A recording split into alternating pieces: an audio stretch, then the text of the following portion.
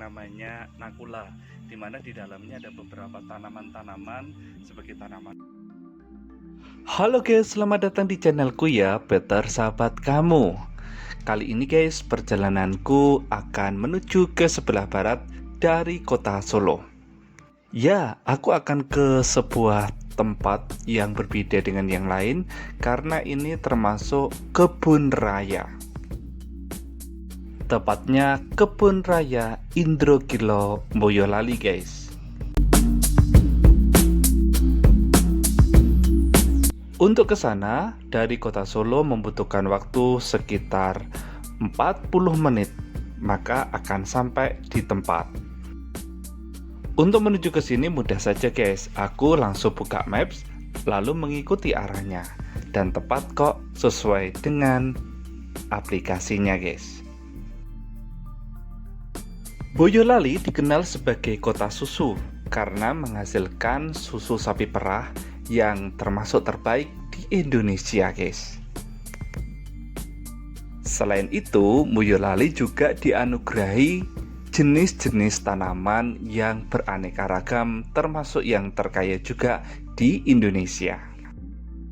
Maka dari itu, pemerintah Kabupaten Boyolali membuat sebuah taman yang disebut dengan Taman Kebun Raya Indrogilo yang akan digunakan sebagai miniatur berbagai tanaman-tanaman di Boyolali maupun di seluruh Indonesia bahkan dunia kita bisa temui ada di Kebun Raya Indrogilo Boyolali guys.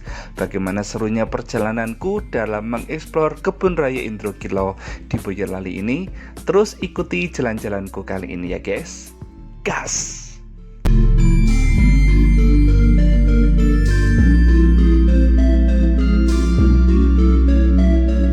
Sepanjang perjalanan pintu masuk ke dalam, maka kita akan disuguhkan kebun-kebun dari penduduk sekitar yang ditanami sebagai tanaman palawija.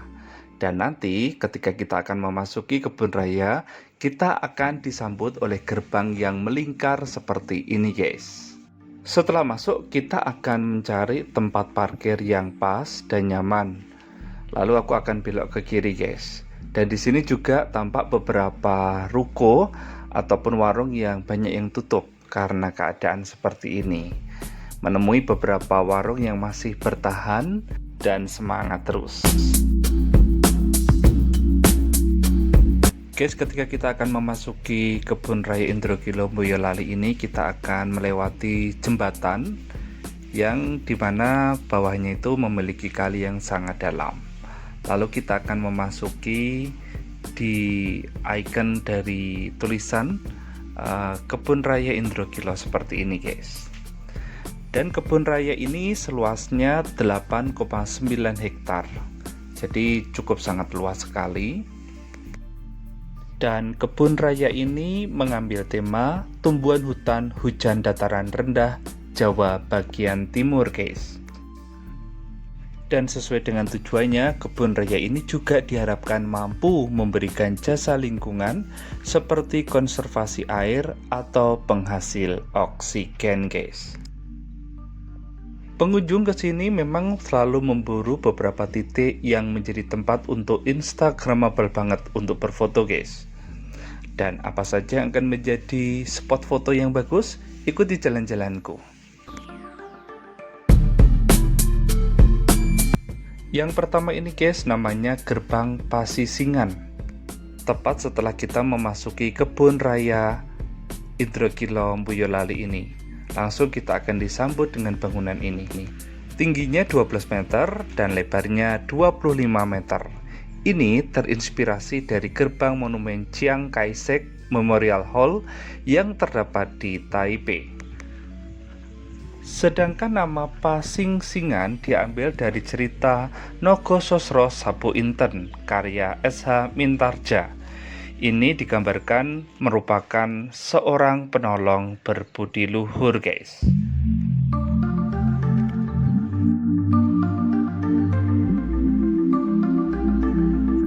Spot foto yang kedua yang dinamakan dengan Taman Paku guys. Taman ini merupakan salah satu taman tematik yang ada di Kebun Raya Indrogilo. Sesuai dengan namanya, Taman ini menyimpan berbagai koleksi tanaman paku atau Pterodophyta.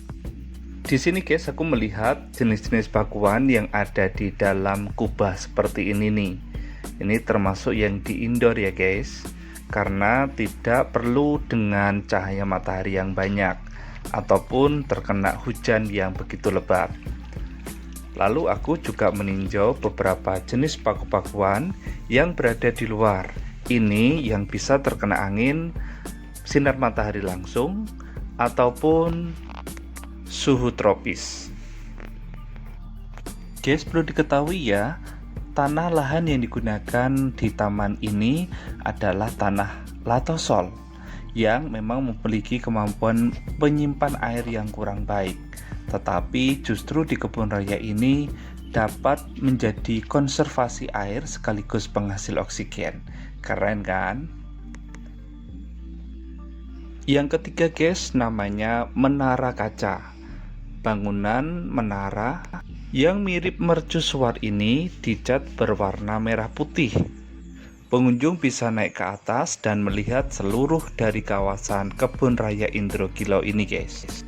Bila naik ke sini akan disediakan alas kaki secara khusus, dan yang memiliki riwayat sakit jantung dan hipertensi dilarang untuk naik. Yang keempat adalah arena pertunjukan guys, yang seperti ini nih.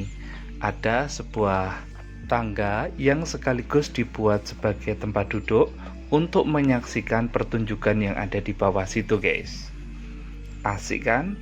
Serasa kita pergi ke gladiator gitu.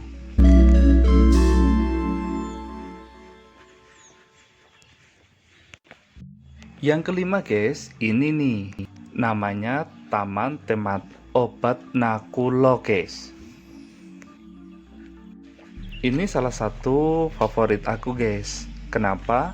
Karena dari sini kita akan belajar tentang berbagai jenis tanaman yang memiliki khasiat yang ada di lingkungan kita. Dan ini mengajak kita kepada kembali ke alam, karena dengan alam kita tidak akan ada efek samping ketika kita mengkonsumsinya. Berbeda dengan obat-obatan yang ada efek sampingnya guys. Dan di sini setiap tanaman diberikan nama, termasuk nama latinnya, dan juga berkhasiat untuk apa. Jadi ini juga bisa menjadi wisata edukasi dan memberikan pemahaman bagaimana dengan lingkungan kita, karena pada zaman dulu kita seringkali mengenal dengan istilah kebun toga atau tanaman toga, dan ini harusnya menjadi inspirasi untuk bisa menciptakan tanaman obat di rumah sendiri guys. Setelah tanaman obat, kita akan lanjutkan spot yang menjadi tempat untuk berfoto yang bagus ada di Patung Sosrobirawa. Patung dengan tinggi mencapai 17 meter ini guys, merupakan ikon yang paling dekat dengan pintu masuk kebun raya Indrokilau. Sosrobirawa adalah ajian sakti dari seseorang yang bernama Mahesa Jenar. Ia merupakan mantan prajurit pegawai raja yang sangat tangguh dan kuat. Saat dikehendaki, Mahesa Jenar dikisahkan mampu membelah batu seukuran kepala kerbau hanya dengan tangannya. Ajian ini dinamakan Sosrobirawa dalam cerita Nogo Sosro Sabu Inten guys. Lalu aku akan melanjutkan perjalananku guys, mengeksplor sisi lain dari kebun raya Indrokilau ini. Dan di samping kiri kanan aku menemukan banyak sekali pepohonan yang memang diisyaratkan sebagai paru-parunya Kabupaten Boyolali guys. Dan tampaknya ini mulai akan terwujud ketika sudah beberapa puluh tahun kemudian. Aku pun sudah mulai mendengar banyak burung-burung mulai bersarang di sini. Ini adalah tanda-tanda yang baik untuk Taman Raya Indrokilau. Oke guys, samar-samar tapi pasti untuk destinasi berikutnya yang menjadi tempat spot foto yang bagus adalah Bahtera Nabi Nuh. Di sini nantinya kita bisa melihat banyak miniatur hewan yang berada di atas kapal dan di dalam kapal. Selain itu, kita juga bisa menikmati berbagai macam galeri lukisan-lukisan dari karya seniman-seniman yang berasal dari berbagai daerah di Indonesia. Replika kapal Lampi Nuh ini panjangnya 38 meter guys, dan bakal dihiasi dengan lukisan karya pelukis profesional yang akan memajang lukisan terpanjang di dunia.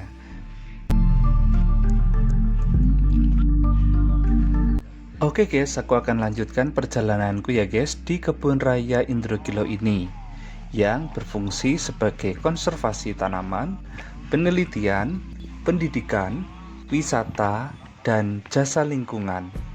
Pengunjung bisa melihat beragam tanaman langka guys. Yang aku baca tercatat 987 jenis tanaman langka yang sudah ditanam di area ini. Dan ada 6.707 jenis tanaman yang dikoleksi di Kebun Raya Indrogilo ini guys. Wow, cukup banyak sekali ya. Memang layak dinamakan kebun raya.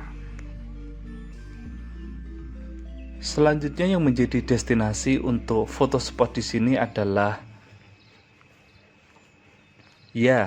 namanya area outbound guys. Di sini banyak sekali jenis-jenis wahana outbound seperti ini nih. Spot selanjutnya yaitu air terjun Niagara guys. Ini merupakan miniatur air terjun Niagara yang berada di negara Amerika Serikat. Air terjun ini berada di sisi barat dari kebun raya dengan tinggi 7 meter dan lebar 34 meter guys. Sumber air terjun buatan ini dari Sungai Gandul dan Sombo yang dibendung alirannya dan airnya dialirkan melalui pipa ke bagian hulu tebing dengan pompa.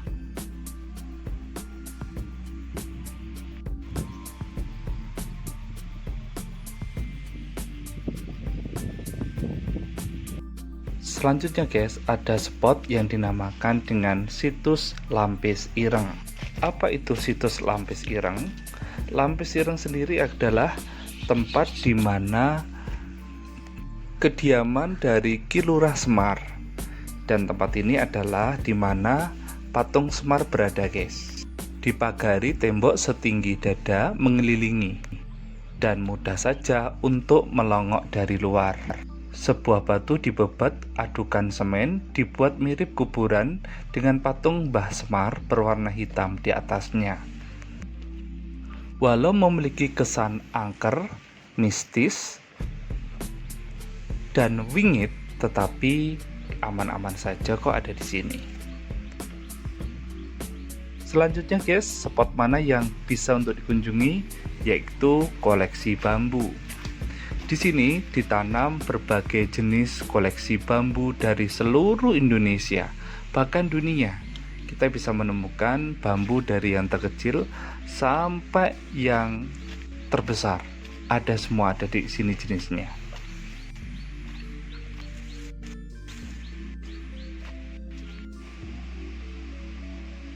Tak terasa guys, sudah keliling dari seluruh area yang ada di kebun raya ini. Saatnya aku cuci tangan dulu pakai sabun, lalu aku akan meninggalkan dari area taman ini guys. Dan aku menuju keluar nih. Di luar aku menemukan beberapa jenis bangunan berbentuk buah-buahan yang merupakan khas dari daerah Boyolali guys. Aku sekedar mampir di salah satu warung di sini sambil bercerita-cerita.